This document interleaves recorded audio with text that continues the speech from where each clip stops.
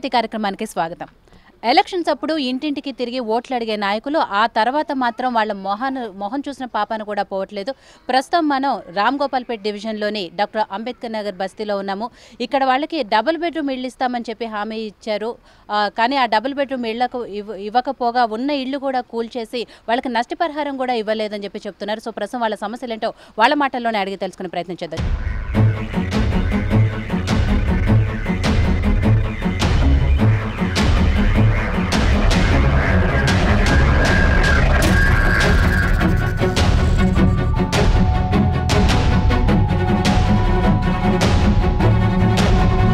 చెప్పండి మీ సమస్య ఏంటి?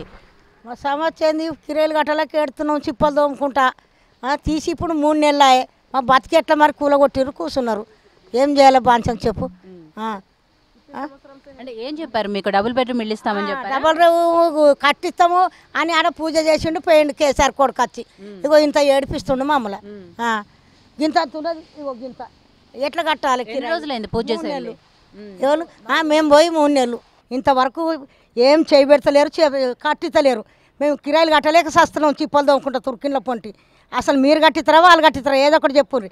ఓటే ఎత్తే మాత్రం మర్యాద దక్కది. రాళ్ళు పిల్లలు అందుకొని ఎత్తే వాళ్ళు నా పేరుకి ఇష్టమ్మా. ఒక్కటే మాట మీరు చెప్పండి. అక్కడ ఏం చెప్పారు మీకు? హామీ ఇచ్చారు అంటే ఇప్పుడున్న ఇల్లు కూడా కూల్ చేశారు. సో మీరు ఎక్కడ ఉంటున్నారు? अब हम लोग किराए के घरों में रह रहे हैं। अब हम लोग को किराएदार हम लोग को किराया नहीं निकल रहा। मकानदार बोल रहे कब तुम्हारा सामान फेंक देते, तुम्हारा 3-3 महीना किराया नहीं दे रहे बोल के। अब केसीआर के बेटे आके यहाँ पर पूजा करके बोले थे कि हम लोग यहाँ पर बना के देंगे बोल के, बना के नहीं दे रहे। अब वो रीज़न क्या है इन लोगों का हम लोग को मालूम नहीं हो रहा। यहाँ पर कौन कौन क्या क्या बोल ले रहेंगी, कौन कौन क्या क्या कर ले रहेंगी। अब हम लोग को तो घर बना के देना है। अब हमारे 3 लड़कियाँ हैं। अब हम स्कूल का किराया, स्कूल की फीस भरना, किराया बनना, खाना क्या करना, नहीं तो जाके वो तालाब में मर जाना। हम लोग को खुद नहीं समझ में आ रहा अब क्या करना है अब बोल के। अभी लोग एक के ऊपर एक ढकल ले रहे हैं। हाँ बना के दे रहे हैं बोल रहे, एक जने बोल रहे नहीं बना के दे रहे, एक जने बोल रहे हैं। असल मेन रीज़न क्या है नहीं मालूम हो रहा हम लोगों को। अब जल्दी मेहरबानी हुई तो केसीआर साहब की जल्दी हमको बना के देना, नहीं तो हमारे घरों के पास आके हम लोग से बात करके फेस टू फेस पूरा फाइनल कर देना। इनके ऊपर उनके ऊपर है तो हमको नहीं समझ में आ रहा है क्या है बोल के। अब हम बहुत परेशान हैं, हम किराया नहीं निकल रहा हम लोगों से। సో ఇది పరిస్థితి. అంటే ఉన్న ఇల్లు కూడా కూల్చేశారు. మేము బయట ఎక్కడో కిరాయికి ఉండాల్సి వస్తుంది. మేము చేసుకునే కూలీ నాలి డబ్బులు కాస్త ఆ కిరాయిలు కట్టడానికే సరిపోతుంది. సో మాకు ఎలా గడుస్తుంది అని చెప్పి చెప్తున్నారు. మీరు చెప్పండి అమ్మ ఏంటి ఇంకా ఇక్కడ సమస్య? గంగూబాయ్, మేము 50 సంవత్సరాల నుండి ఉంటున్నాం ఇక్కడ. నేను ఇక్కడనే పుట్టి పెరిగిన. 2014లో కేసీఆర్ గారు వచ్చారు. దసరా రోజు వచ్చి అమ్మ ఇక్కడనే కట్టిస్తాం, ఇంటింటికి పోయి చూశారు. ఒక్కొక్కరు ఇల్లు చూశారు. 10 గజాలు ఉన్నాయి, 8 గజాలు, 15 గజాలు ఉన్నాయి. మీరు ఏం భయపడేది అవసరం లేదమ్మా, మీకు ఇక్కడనే కట్టిస్తాము, ఎక్కడున్న వాళ్ళకి అక్కడనే కట్టిస్తామన్నారు.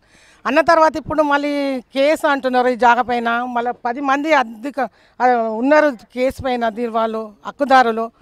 మళ్ళీ మా అన్నీ గులగొట్టేశారు. గులగొట్టిన తర్వాత మేము కిరాయిలకు వెళ్ళిపోయిన తర్వాత కిరాయిలు కట్టుకొని ఉంటున్నాం. ఇప్పుడు ఏమంటారు, ఇప్పుడు ఇక్కడ కట్టించే పరిస్థితే లేదంటారు. ఎక్కడ మేడ్చల్ అక్కడక్కడ అంటారు. మళ్ళీ ఇక్కడ మా ఆధారం ఉన్నాక మేము అక్కడికి ఇట్లా పోతాం మేడ్చల్కు. కట్టించడానికి ప్రాబ్లం ఏం చెప్తున్నారు? అంటే మాకు మేము ఏం డిమాండ్ చేస్తున్నామంటే మాకు పొజిషన్ సర్టిఫికెట్ ఇవ్వాలి. కంపల్సరీ పొజిషన్ సర్టిఫికెట్ నోటీస్ ఇవ్వాలి మాకు.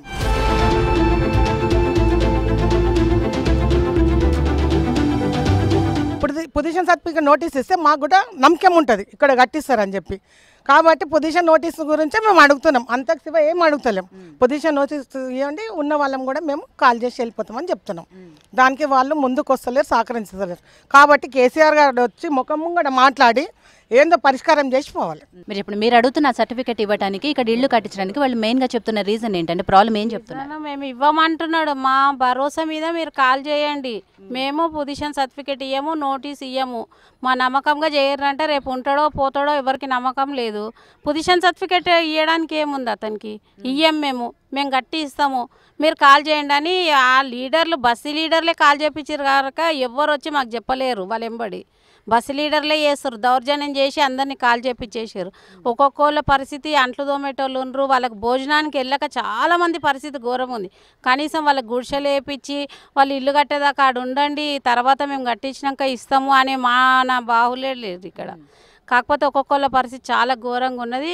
మాకు పొజిషన్ సర్టిఫికేట్ నోటీస్ ఇచ్చి వాళ్ళు కాల్ చేపియాలి.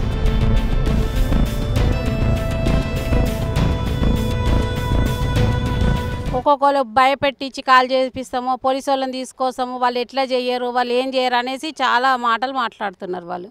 మళ్ళీ లాస్ట్కి ఏం చేస్తారో తెలియదు. మాకు డబల్ బెడ్రూమ్ కట్టియాలని ఇష్టమే మాకు.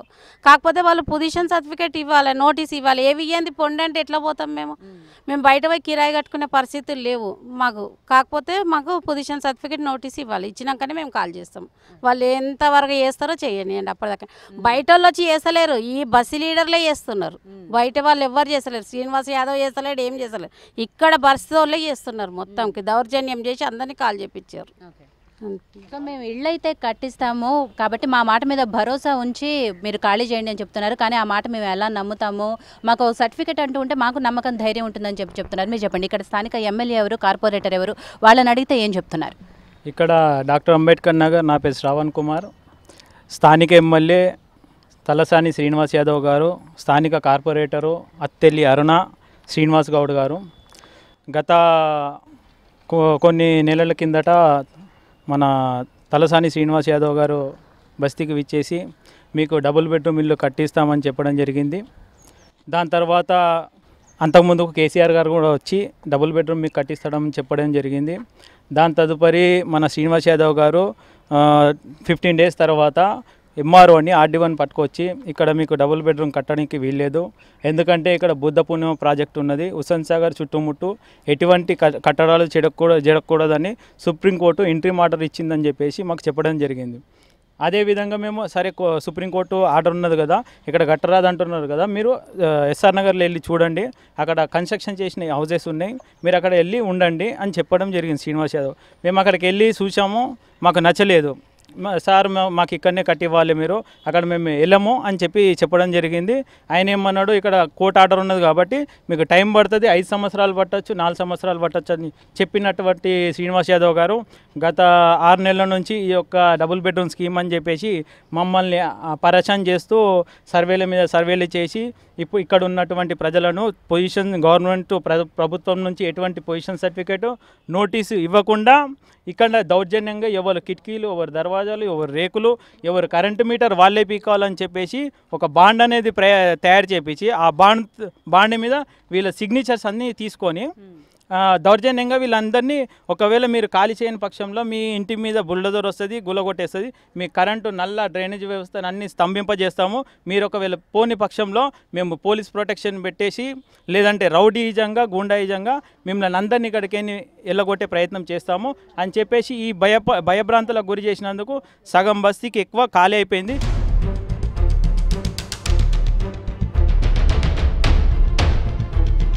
ఇక్కడ ఉన్న వాళ్ళం ప్రస్తుతం ఒక 50-60 కుటుంబాలం ఉన్నాము. మేము ఉండడానికి ఇక్కడ కారణం ఏంటంటే మేము జిల్లా కలెక్టర్ దగ్గరికి వెళ్ళడం జరిగింది.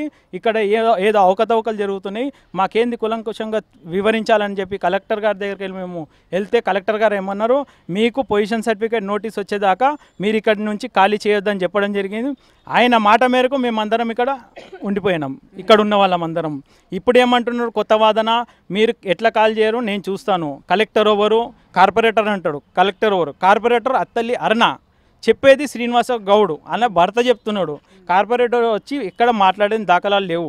శ్రీనివాస్ యాదవ్ గారు వచ్చి 2-3 సార్లు విజిట్ చేసిండు, కానీ ఎంతసేపు ఇప్పుడు ఇక్కడికైనా కాల్ చేసి వెళ్ళిపోయిన వాళ్ళ పరిస్థితి కూడా దయనీయంగా ఉన్నది. ఎందుకంటే వాళ్ళు కిరాయిలు కట్టలేని పరిస్థితి, మొత్తం అంట్లు తోముకొని బతుకుని ఉండేవాళ్ళు ఇక్కడంతా.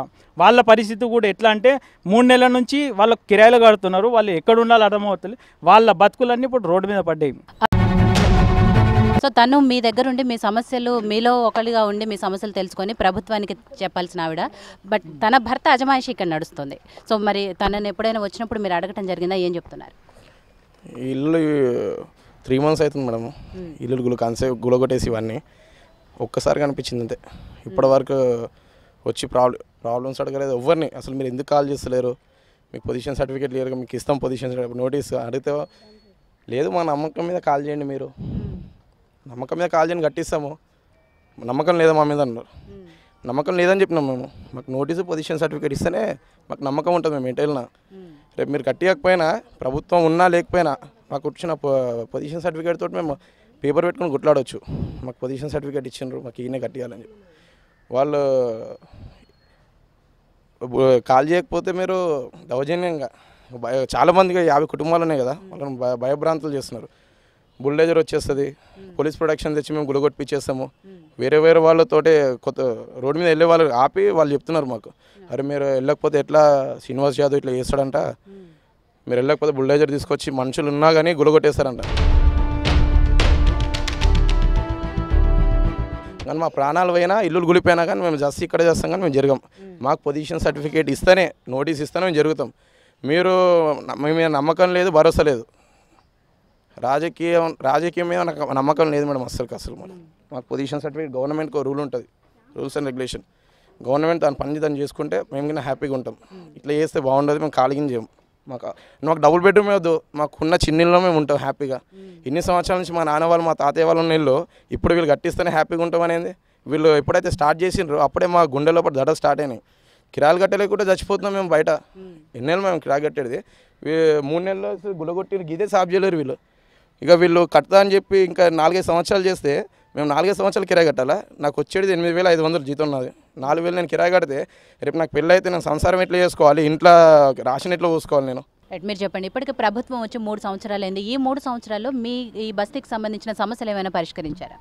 ఒక్క సమస్య కూడా పరిష్కారం చేయలేదు. మా స్థానిక ఎమ్మెల్యే కానీ మా కార్పొరేటర్ కానీ ఉన్న ఫెసిలిటీస్ని, వాటర్ ట్యాంక్స్ని, పబ్లిక్ డ్రైనేజ్ వ్యవస్థని, కరెంటు వ్యవస్థని స్తంభింపజేస్తూ మమ్మల్ని భయభ్రాంతులకు గురి చేస్తున్నారు.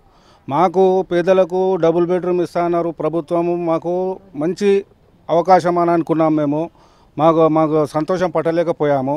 కానీ దానికి గవర్నమెంట్ ప్రాసెస్ ప్రకారంగా మాకు పొజిషన్ సర్టిఫికేటు నోటీస్ ఇచ్చేసి మాకు మీ ఇల్లు ఇక్కడ ఉన్నది, మీకు డబుల్ బెడ్రూమ్ ఇక్కడనే కట్టిస్తామని మాకు చెప్పి గవర్నమెంట్ ప్రాసెస్ ప్రకారంగా రాకుండా వాళ్ళ అనుచరులను పెట్టుకొని, గూండాలను పెట్టుకొని అక్రమంగా అన్యాయంగా నిరుపేద కుటుంబాలని 80% వాళ్ళని గులగొట్టించారు.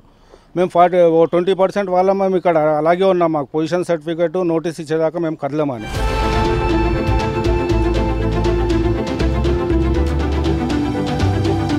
మీరు ఎట్లా కదలరో చూస్తామని చెప్పేసి మమ్మల్ని భయభ్రాంతులకు గురి చేస్తూ మాకు ఫోన్ కాల్స్ వస్తున్నాయి, మమ్మల్ని బెదిరిస్తున్నారు. మీరు ఎట్లా వెళ్ళారు, మీరు వెళ్ళకపోతే మీ ఇంటి మీదకి బుల్డోజర్ తీసుకొచ్చి, మీరు ఇంట్లో ఉన్నా కూడా మీ మీదకి వెళ్ళి బుల్డోజర్ అంటే మేము చనిపోతాం, పర్వాలేదు, మా ఇంట్లో ఉన్నా మేము చనిపోతాం, మాకు డబుల్ బెడ్రూమ్ అవసరం లేదు, మాకున్న ఇల్లే సరే, మాకు ఇదే డబుల్ బెడ్రూమ్, మాకు ఇదే జూబ్లీ హిల్స్ అని అనుకుంటాం మేము.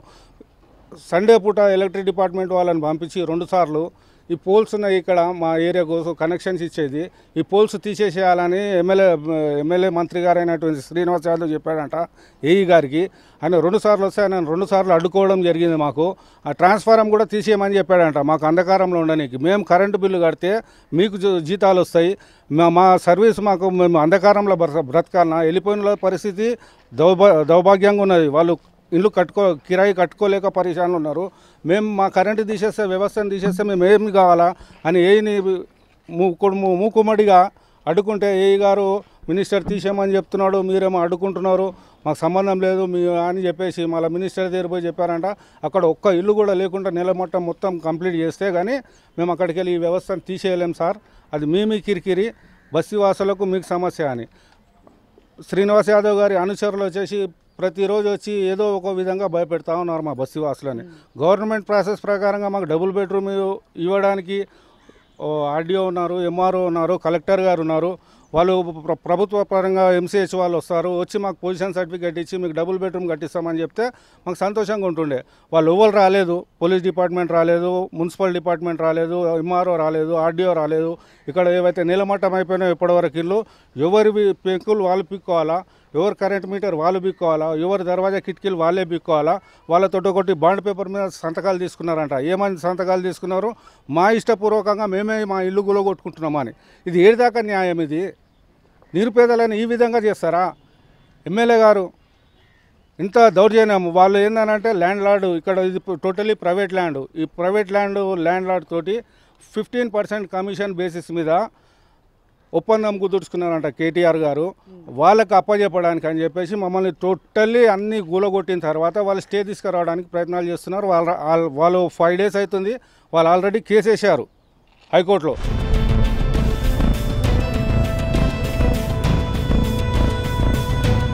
ఇప్పుడు గూలగొట్టిన వాళ్ళ పరిస్థితి దయనీయంగా ఉన్నది. ఇప్పుడు గూలగొట్టుకోకుండా మేము 20% మంది ఉన్నాము, 40-50 కుటుంబాలు ఉన్నాయి.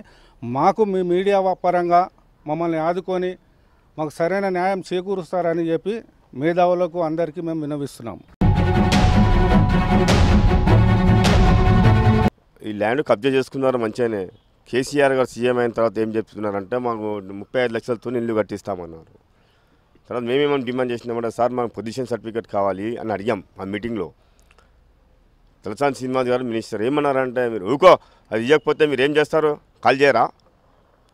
కేటీఆర్ గారు ఏం చెప్పారంటే అట్లా మాట్లాడదని చెప్పిన తర్వాత మైక్ బంద్ చేస్తే చెప్తే మళ్ళీ ఇస్తారు, 2 రోజుల తర్వాత ఇస్తారు, పొజిషన్ సర్టిఫికేట్లు ఇస్తారు. పోయిన తర్వాత 15 డేస్కి వచ్చారు, ఎస్ఎస్ లిస్ట్ ఇచ్చారు.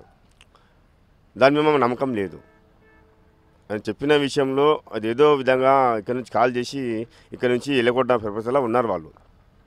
సో అది మాకు ఆ దృష్టిలోకి వచ్చి మేము ఇక్కడ నుంచి కాల్ చేయలేము.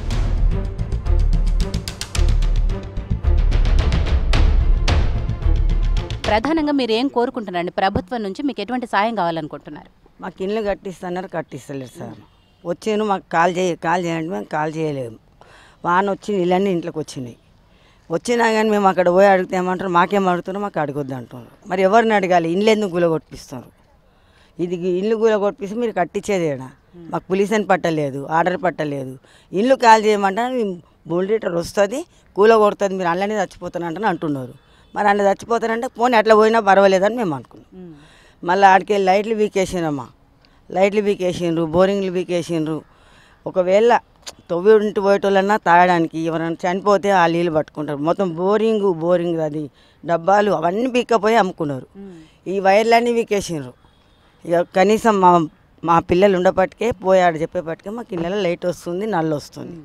కానీ మాకు ఇంట్లో ఇస్తామన్న శబ్దం మాకు ఏది కుర్పు లేనిది ఎట్లా కాల్ చేస్తాం తల్లి? రైట్, మీకు డబుల్ బెడ్రూమ్ ఇల్లు కట్టిస్తామని ఎప్పుడు చెప్పారు? అంటే మీకు ఏమైనా నోటీసులు అలాంటివి ఏమైనా ఇచ్చారా, ఖాళీ చేయండి ఇట్లాంటివి ఏమైనా? మాకు 17/5 రోజున మాకు ఎస్సీఎస్ లిస్ట్ అనేది కండక్ట్ చేశారు డాక్టర్ అంబేద్కర్ నగర్ బస్తీలో. మే 17 అంటే ఇప్పటికీ మాకు 3 నెలలు దాదాపు అయిపోయింది. ఇప్పుడు మాకు ఆ రోజు ఏం చెప్పడం జరిగింది, మీకు 1 ఇయర్ లోపల అంటే 12 నెలల లోపలనే మీకు డబుల్ బెడ్రూమ్ హౌసెస్ మీకు అందరికీ కట్టిస్తాం పక్క గృహాలని చెప్పడం జరిగింది. కానీ ఇప్పుడు 3 నెలలు కావస్తున్నది. గొలగొట్టి కాల్ చేసిన వాళ్ళంతా ఇప్పుడు రోడ్ల పాలైనారు, అంటే కిరాయిలు కట్టుకుంటున్నారు. ఇక్కడ ఉన్న వాళ్ళకి ఏంటంటే ఇప్పటికీ ఇక్కడ ఉన్న కూలగొట్టినటువంటి మట్టి కానీ అవన్నీ కూడా ముట్టను కూడా ముడతలేరు.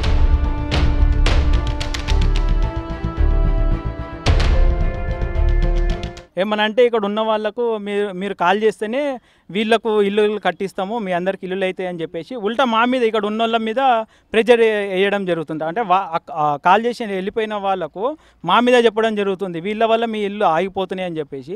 వాళ్ళు సరైన పత్రాలు వాళ్ళు ఇవ్వకుండా, సరైన మాటలు వాళ్ళు చెప్పకుండా మా మీద ఎంతసేపటికి రుద్దుతున్నారు. అవన్నీ కరెక్ట్ కాదు. మీరు వచ్చి ఎలక్షన్ కోసము ఈ ప్రయత్నం చేస్తున్నారు. ఉన్న 15 నెలల ఎలక్షన్ల మూమెంట్ ఉన్నది కాబట్టి మీరు ఒక 1 ఇయర్ టైం పెట్టేసి మీరు ఖాళీ చేయనికే, ఇక్కడ చెత్త చెదారం ఖాళీ చేయనికే 3 నెలలు కావస్తుంది. మీరు 300 ఇల్లు 1 ఇయర్లో సంవత్సరంలో కడతారని చెప్పేసి పబ్లిక్ని అనవసరంగా మభ్యపెట్టి మాయ చేసి మసిపూసి రోడ్లపాలు చేసి ఇప్పుడు ఇక్కడ ఉన్న వాళ్ళను కూడా రోడ్లపాలు చేయాలి అనే ఒక ఆలోచన చేస్తున్న ప్రభుత్వము ఈ శ్రీనివాస్ యాదవ్ గారు. మీరు కట్టే ఆలోచనకి ఇట్లా మీరు కరెక్ట్ ప్రజలకు న్యాయం చేయాలి, మేము ఏదో చేయాలి, గెలిచినందుకు వీళ్ళు ఓట్లేసి గెలిపించినందుకు ఏదో చేయాలనుకుంటే మీరు కరెక్ట్ అయిన పత్రాలు తీసుకురండి, కరెక్ట్ సరైన పద్ధతిలో గవర్నమెంట్ పద్ధతులు తీసుకురండి. 1 ఇయర్లో కడతాము, 2 ఇయర్స్లో కడతాము అంటే ఇక్కడ అందరూ కాల్ చేసి వెళ్ళిపోయిన తర్వాత ఇప్పుడు ఓట్లకు వచ్చి ఏమడుగుతారు మేడం? ఒకటే అడుగుతాడు, అమ్మ మీకు డబుల్ బెడ్రూమ్ ఇల్లు కావాలి కదా, మీకు ఇప్పుడు ఇల్లు కావాలంటే నన్ను గెలిపిస్తే ఇల్లు కట్టిస్తా, లేకపోతే ఇల్లు కావని చెప్తాడు. మేము ఇక ఏ ఆలోచన లేకుండా మేము ఓట్లు వేస్తామనే ఒక ప్రయత్నం అంటే శ్రీనివాస్ యాదవ్ ఈ యొక్క దారిని ఎంచుకున్నట్టు మాకు అర్థమవుతుంది. ఇక్కడనే కాదు, సనత్ నగర్ కాన్స్టిట్యున్సీ మొత్తంలో ఈయన చేస్తున్న పని మొత్తము ప్రైవేటు ల్యాండ్లు, ట్రస్ట్ ల్యాండ్లు, రైల్వే ల్యాండ్లు ఇవే ఉన్నాయి. ఇన్నేళ్ళ నుంచి మేము ఇక్కడ 80 సంవత్సరాల నుంచి దాదాపు ఉంటున్నాము. ఎవరు రాజశేఖర్ రెడ్డి కానీ, మన ఎన్టీ రామారావు గారు కానీ, మన చంద్రబాబు నాయుడు కానీ వాళ్ళందరూ కట్టేయాలంటే అప్పుడు కడుతుండే ఇక్కడ. కానీ వాళ్ళకి ఏంటంటే ఇక్కడ ఒక కేసు ఉన్నది, సుప్రీంకోర్టు ఆర్డర్ ఉన్నది. ఇక్కడ వీళ్ళకి ఏమైనా డిస్టర్బ్ చేస్తే రోడ్ల పాలు అయిపోతారు వీళ్ళు. వీళ్ళకి ఎందుకు డిస్టర్బ్ చేయాలి, అదేదో క్లియరెన్స్ అయిన తర్వాతనే వీళ్ళకి ఏదైనా చేద్దామనే ఆలోచనతోటి కాంగ్రెస్ ప్రభుత్వం కానీ తెలుగుదేశం ప్రభుత్వం కానీ ప్రయత్నం చేసింది. ఇప్పుడు ఈయన ఏంటంటే లాలూచి ఈయనకు అలవాటు కదా, సికింద్రాబాద్ కాన్స్టిట్యున్సీలో ఈయన చేసి అక్కడ తన్నేవాడికి సనత్నగర్ కాన్స్టిట్యున్సీకి వచ్చిండు శ్రీనివాస్ యాదవ్. ఇప్పుడు ఇక్కడ మళ్ళీ అవే మొదలు పెడుతున్నాడు. ఇవే లాలూచి, ఇవే ప్రయత్నాలు, ల్యాండ్ తీసుకోవడం, దౌర్జన్యం చేయడం, అదొక విధానం అనేది ఆయనకి ఇంకా వస్తలేదు శ్రీనివాస్ యాదవ్ గారికి. ఇప్పుడు నెక్స్ట్ ఎలక్షన్లో ఒకవేళ ఈ డబుల్ బెడ్రూమ్ సనత్నగర్ మొత్తంలో చేస్తున్నాడు, ఎలక్షన్ కొరకు ఖాళీ, ఎలక్షన్లో మేము డబుల్ బెడ్రూమ్ కట్టిస్తాము, మీరు ఇప్పుడు కాల్ చేసి వెళ్ళిపోయారు, ఒకవేళ నేను గెలవకపోతే మీకు డబుల్ బెడ్రూమ్ రాదు అని చెప్తే ఓట్లు ఖచ్చితంగా గత్యంతరం లేక వేసేస్తారని చెప్పి ఒక ఆలోచనతోటి ప్రయత్నం చేస్తున్నారు శ్రీనివాస్ యాదవ్. బ్లాక్మెయిల్. సో ఇది పరిస్థితి ఇక్కడ. అంటే ఎటువంటి నోటీసులు ఇవ్వకుండానే, అంటే ఖాళీ చేయమని చెప్పి ఎటువంటి ముందస్తుగా వాళ్ళు ఇన్ఫామ్ చేయకుండానే మూకుమ్మడిగా వచ్చి అర్ధరాత్రులు వచ్చి మరి ఇక్కడ ఇల్లు కూలగొడుతున్నారని చెప్పి చెప్తున్నారు. వాళ్ళు ఇస్తామన్న ఆ డబుల్ బెడ్రూమ్ ఇల్లు ఇవ్వకపోయినా పర్వాలేదు, కనీసం మేము ప్రస్తుతం ఏవైతే ఇళ్లలో ఉంటున్నామో వాటిలో మమ్మల్ని ఉండనిచ్చినా పర్వాలేదు, లేదు మీకు ఒకవేళ డబుల్ బెడ్రూమ్ ఇల్లు కట్టించే ఉద్దేశం నిజంగానే ఉంటే మాకు అట్లీస్ట్ మా నమ్మకం కోసం, ధైర్యం కోసం పొజిషన్ సర్టిఫికేట్ ఇచ్చినా మాకు కొంచెం ధైర్యంగా ఉంటుందని చెప్పి చెప్తున్నారు. ఇంకొకటి వీళ్ళు చెప్తున్న విషయం ఏంటంటే శ్రీనివాస్ యాదవ్ ఇక్కడ మమ్మల్ని భయభ్రాంతులకు గురి చేస్తున్నారు. ఇప్పుడు మేము చెప్పిన ఈ విషయాలు కూడా మీడియాలో ప్రసారం అయిన తర్వాత తన నుంచి ఎటువంటి బెదిరింపులు వస్తాయో తెలియదు అని చెప్పి చెప్తున్నారు. ఒకవేళ వాళ్ళకి ఏమైనా జరిగితే వాళ్ళే రెస్పాన్సిబిలిటీ అని కూడా ఇక్కడ వీళ్ళు చెప్తున్నారు. ఇది ఇవాల్టి పంచాయతీ కార్యక్రమం.